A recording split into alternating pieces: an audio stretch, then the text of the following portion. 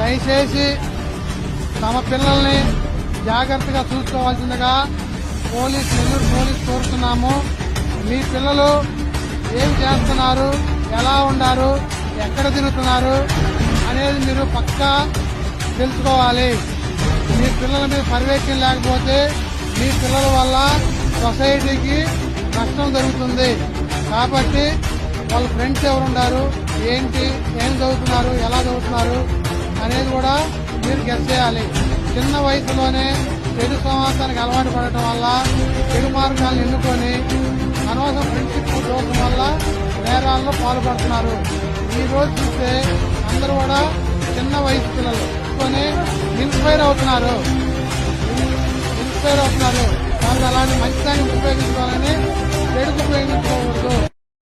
దయచేసి తమ పిల్లల్ని జాగ్రత్తగా చూసుకోవాలి.